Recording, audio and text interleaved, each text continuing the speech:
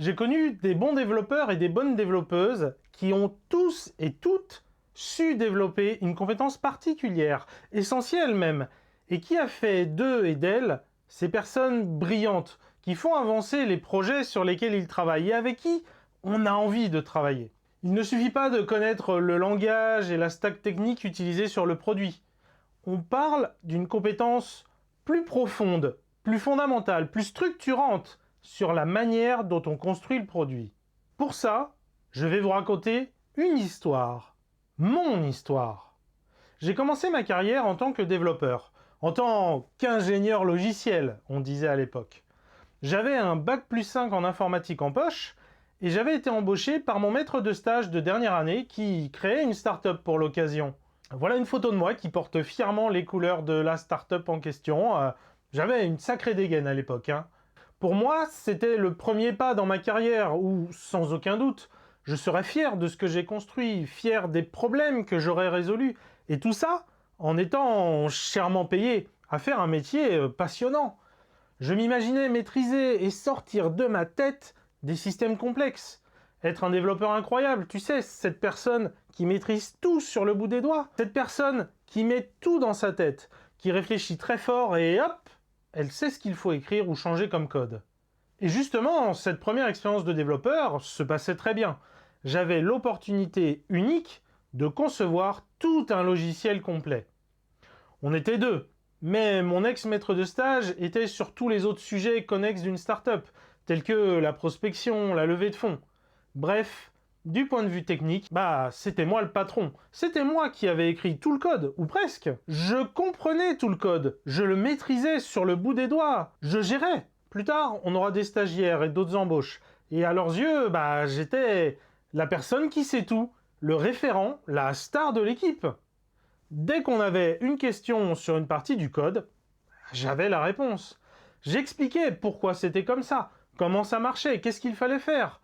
Je donnais des cours improvisés pour expliquer des concepts importants. À un moment, j'écrivais un mail chaque semaine à l'équipe où j'expliquais un élément clé du système. Sans aucun doute, j'étais le référent absolu du système qu'on avait créé. Malheureusement, tout ne se passe pas comme prévu, ou plutôt pas comme rêvé. Un élément déclencheur, ça a été les performances du produit. Le logiciel était simplement lent. Notre outil, c'était un transformateur grammatical. En gros, on écrivait du code dans un langage et ça le traduisait dans un autre. Et au passage, ça nous disait si on avait fait des erreurs et où étaient ces erreurs. Pour faire ça, notre solution, elle mettait quelques secondes à afficher les erreurs, alors que ça aurait dû être quasiment instantané. Avec un défaut aussi énorme, impossible d'utiliser convenablement notre produit. Attendre plusieurs secondes à chaque fois qu'on écrit du code pour voir s'il est correct ou non, c'était un retour en arrière de plusieurs décennies pour les développeurs qui seraient nos utilisateurs. Je me retrouve obligé de faire face à la réalité. Je suis un amateur. Je n'ai que quelques années d'expérience. Il y a forcément des choses fondamentales que j'ai ratées. Et pourtant, je pensais être la star de l'équipe. Pendant tout ce temps, je me suis trompé. Avec une base de code toujours plus grosse, toujours plus complexe, je finis par prendre la décision de revoir en profondeur la manière dont on a conçu le logiciel. En analysant les performances de notre produit, je découvre que j'utilise mal certains concepts de programmation, que je fais exactement l'inverse de ce qui est recommandé. Et si au début, avec une base de code plus restreinte, mais aussi avec des exemples moins exigeants, ça passait, maintenant qu'on s'approche de cas de test réels, ce problème passe à l'échelle et il explose tout simplement. Alors je me renseigne, je creuse les sujets, je revois comment structurellement nous construisons le produit. Nous faisons aussi des arbitrages d'architecture différents. Et je finis par maîtriser ces concepts et à les utiliser correctement. Ça m'a demandé une refonte en profondeur du système, mais le résultat est là. Le code est plus propre, plus clair et surtout, plus de problèmes de performance. Tout ça me permet d'attaquer sereinement la phase suivante du produit, où le nombre de règles de métier et les subtilités dans ces règles métiers explosent tout simplement. Petit à petit, je fais grossir une fonction qui est au cœur de l'algorithme, qui maintenant commence à faire plusieurs centaines de lignes de code. Et j'ai un nouveau problème. La complexité combinée de toutes ces règles rend les évolutions de plus en plus difficiles. Alors bien sûr, je remanie le code, je refactore, j'essaie délibérément plusieurs manières d'écrire le code pour juger de laquelle est la plus lisible, la plus claire, la moins sujette à incompréhension. Et aussi, et surtout, entre-temps, on a mis en place des tests. Bah oui, parce que ça, je ne t'en ai pas parlé jusqu'ici tellement c'était évident. On avait, pour ainsi dire, zéro test. Enfin, zéro test automatisé. Parce que tester, bien sûr que je le faisais. Depuis toujours, j'ai eu cette fierté de livrer du code qui marche. Un développeur, ça ne livre pas juste du code, mais du code qui marche. Ça a toujours été une évidence pour moi. Je mets donc en place un système qui permet de tester notre solution. On lui donne un scénario de haut niveau et quelques secondes plus tard, on a le résultat. De fil en aiguille, on développe une suite de non-régression qui couvre progressivement les cas les plus importants. Ouf! J'arrive à maintenir avec succès ce logiciel complexe. Et arrivent des échéances. On va montrer notre produit en grande pompe à la plus grande conférence au monde dans le domaine de notre produit. Forcément, il faut qu'on assure. Dans l'équipe, chacun prend sa part de responsabilité et ses engagements vis-à-vis du travail qui reste à faire. Le problème, c'est quand l'État, ça fait beaucoup de travail. Vraiment beaucoup. Et honnêtement, pour tout te dire, j'ai jamais autant de travaillé de ma vie qu'à cette époque. Je commençais tôt le matin, s'entraîner, et je continuais jusqu'au soir, au moment de me coucher. Très peu de pauses, raccourcis, voire en continuant de réfléchir, par exemple, en mangeant devant l'ordinateur. Et puis, bien sûr, les week-ends, ils y passaient aussi. Je me rappelle, on recevait mes beaux-parents.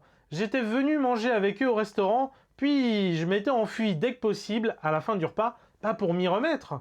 Bon, tu m'as compris, je donnais mon max. Mais est-ce que ça a suffi? Eh ben non.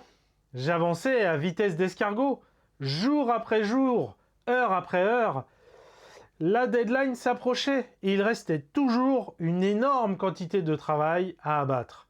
La difficulté principale, c'était de réussir non seulement à écrire le bon code qui fait marcher un nouveau cas de figure, mais aussi que ce code ne casse rien, que tous les autres cas de figure existants continuent aussi de marcher. Car la solution étant complexe, et comme on continuait de la rendre toujours plus complexe, impossible de réussir à sortir le code qui marche et qui fait ce qu'on veut du premier coup. Jusqu'ici, ma manière de travailler, c'était de me concentrer, de mettre tout le code dans ma tête, d'y réfléchir profondément, puis de sortir le code à mettre à jour. Et je me souviens très bien, il y avait vraiment des moments de ma vie de développeur où je m'allongeais à simplement réfléchir à un problème. Et là, j'étais obligé de l'admettre, clairement, ce mode de fonctionnement, ça marchait plus. Ça marchait juste plus du tout. Et en fait, je me rends compte que ça marchait plus depuis un petit moment. Ça datait de quand, la dernière fois où j'avais réussi à sortir une fonctionnalité qui marchait sans problème et sans rien casser du premier coup? C'était il y a longtemps. Résultat, j'étais coincé. Comment développer un logiciel autrement qu'en se concentrant très fort sur l'existant et sur le problème à résoudre pour déterminer ensuite ce qu'il faut faire? Alors bien sûr, on peut s'aider en dessinant sur un tableau blanc ou en faisant des graphes sur son cahier. Ça aide énormément à appréhender une plus grande complexité. Mais ça reste limité. Au stade où j'en étais du produit, j'avais dépassé ça. Dès que je touchais à quelque chose, je cassais autre chose. Je pouvais utiliser les tests automatiques qu'on avait mis en place, mais ça ne m'aidait qu'à moitié. Ils mettaient longtemps à s'exécuter. Difficile de se dire qu'il fallait en écrire d'autres. Encore plus difficile de se forcer à les lancer tout le temps, systématiquement, après chaque modification du code. D'autant plus avec la pression de la deadline qui approche et du temps restant qui diminue, minute après minute. Alors, fichu pour fichu, j'ai tenté de travailler radicalement autrement. Je me suis donné la règle suivante. écrire tous les tests de l'ensemble du périmètre que je devais couvrir. Vraiment tous, sans exception.